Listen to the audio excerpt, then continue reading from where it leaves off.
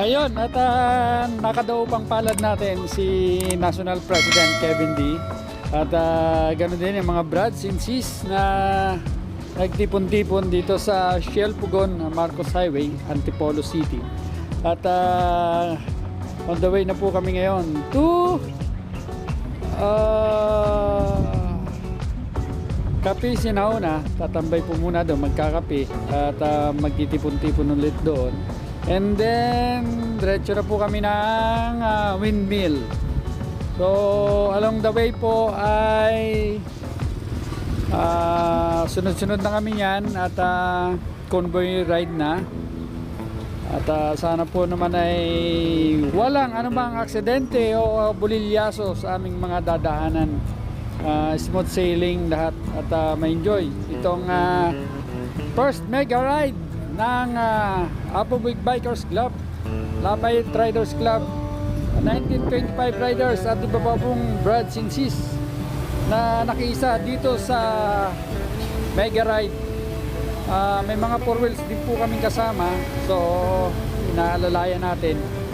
Bagamat matraffic, kaya po naman.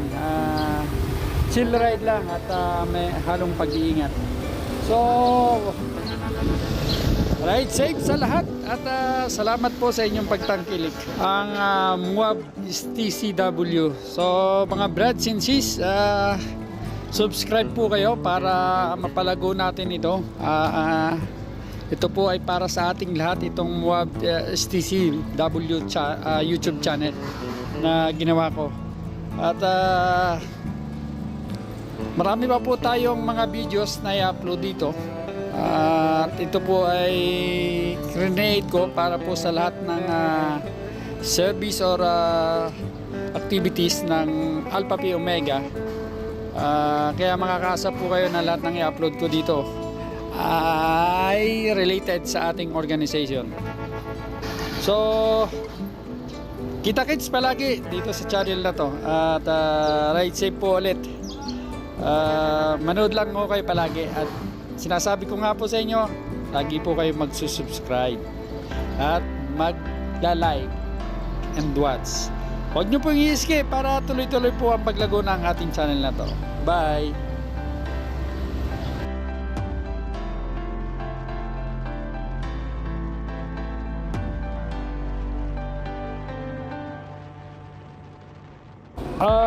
Halos lahat po yata ng chapters dito sa Manila or sa NCR ay nakilahok dito sa Mega Ride. Ganun din po sa Calabarzon at Region 3. And may mga brads pa rin from Mindanao and Visayas region and mga taga Norte po. Dahil yung iba po ay karamihan ay dito na nag-work sa NCR. Kaya kahit po sila ay taga malayong region o malayong probinsya ay nakasama po sila dito dahil sila po ay may mga motor, siklo at yun nga po sinabi ko kanina, may mga naka 4 wheels. Kaya talagang masaya po ito hanggang sa dulo.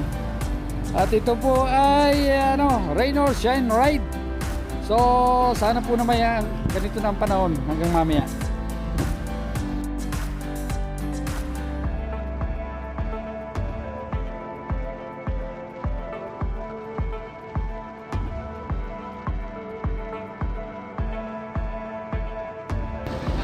Nakakatuwa naman at may gito yata kami 10 naka big bike ang nakisali dito sa first mega ride ng mga brads. At bagamat kami magkakahiwalay ngayon dahil mahaba po ito, marami pong sumali, mamaya po naman kami magkikita-kita sa windmill. So maraming salamat mga kapatid sa Apo Big Bikers Club. See you soon. At medyo mabilis po ang takbuhan namin dahil malayo pa po ang destination. So ayan, nakikita nyo sa gilid ko ang isa sa naka big bike, si Brad ba to? Si Brad Chuck or si Brad Jonis, naka Vulcan S.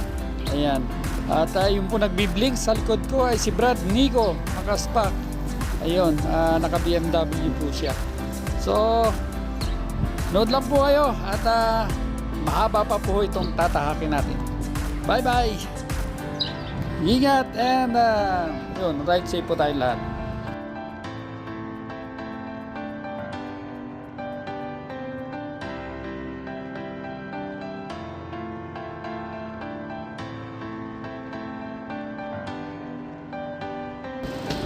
Ito na po at nasa second stage na tayo. Second part na po tayo at dito po muna tayo tatambay sa tapat ng Cafe Sinauna at para po ma-regroup tayo at may ayos natin ang biyahe to Windmill. So yung iba po kasi kanina ay nauna at yung iba na may nahuli. So ito po muna ay second stage staging para may ayos po ang ating group ride. At yung iba nga po tinatangkilik ang Cafe Sinauna dahil ang may-ari po niyan ay Brad din namin sa Alpha Phi Omega. So ayan, picture po muna dito at mabutit nakarating si Pangulo.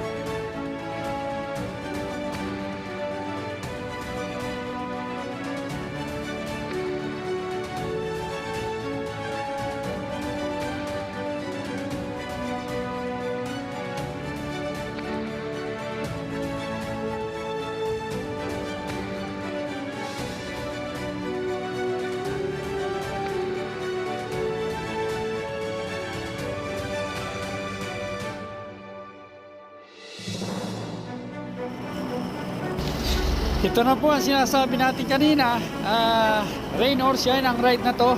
So tuloy-tuloy po tayo, kahit na magkakahiwalay, tutuloy po natin to kahit ay inuulan. At mayroon nga po tayong nadaanan na konting guho sa tabi ng kalsada. Mabuti po naman at walang na-aksidente or walang napinsala sa gumuhong mga bato at buhangin o lupa. Kaya ingat-ingat po tayo kahit ganitong inuulan tayo, medyo may hangin. Kaya pray lang po tayo na matapos itong ating first mega ride nang walang bulilyaso. At ayun talagang kinokontra ang lamig. Kahit po malamig ang ating panahon dahil sa ulan,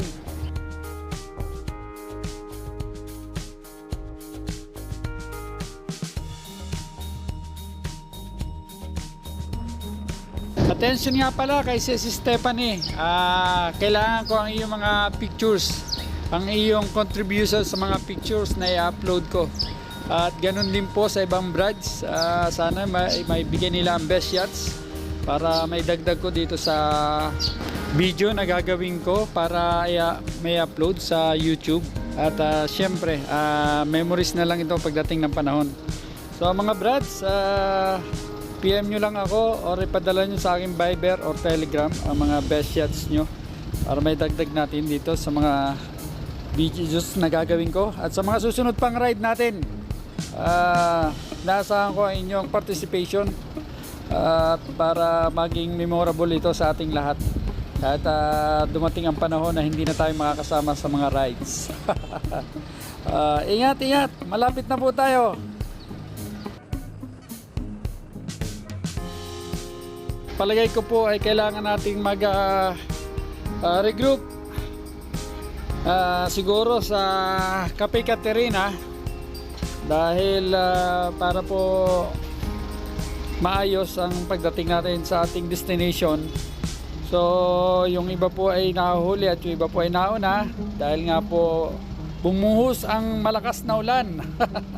Sana naman ang camera natin ay hindi mapasukan ng tubig, bagamat malamang po ito ay magkakaroon ng moist.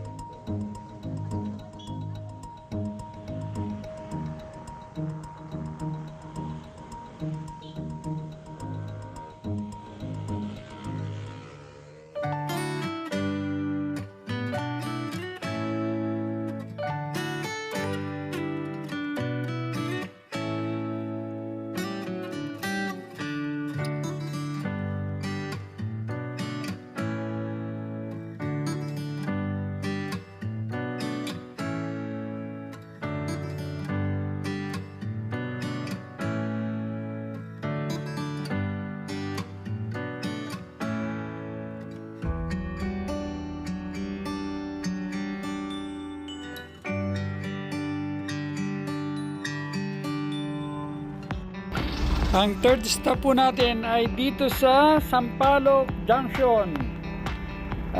Regrouping ulit at ilang kadyut na lang ay nasa windmill na tayo. Ayan, malamang po ay may mga nauna na sa windmill, pero dahil tayo po ay gumanap bilang marshal, so kailangan po natin itong i-regroup kung sino man po or kung ilan man po ang narito sa malapit sa atin para po safe lahat at maayos ang pagdating. So yan po ang tungkulin ng marshal. Kailangan pong may ayos ang mga kasama sa ride.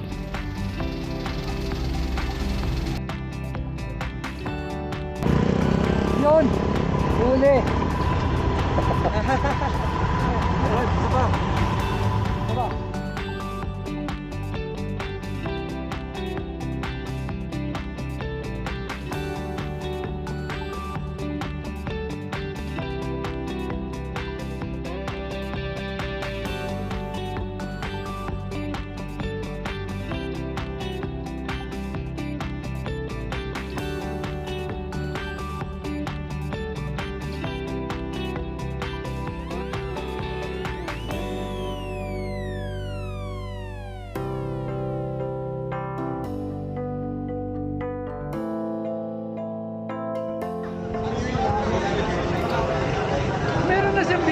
Big balls pala. Big ball.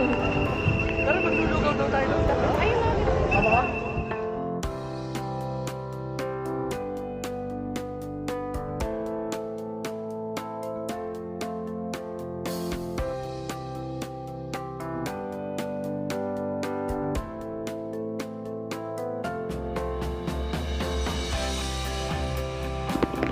Ito na, nakakatuwa po at nakakataba ng puso, nakakagalak ang aming pagtitipon-tipon dito sa windmill dahil rain or shine ay talaga pong nakarating lahat. Parang masama ang panahon pero wala, kinaya lahat. At syempre maraming salamat po sa Apo Silag, kay Brad Randy Flores, kay Brad Romulo Hamak at sa iba pang miyembro ng Apo Silag dahil po sa kanilang kape, tinapay at lugaw na binibigay sa mga brads na dumarating.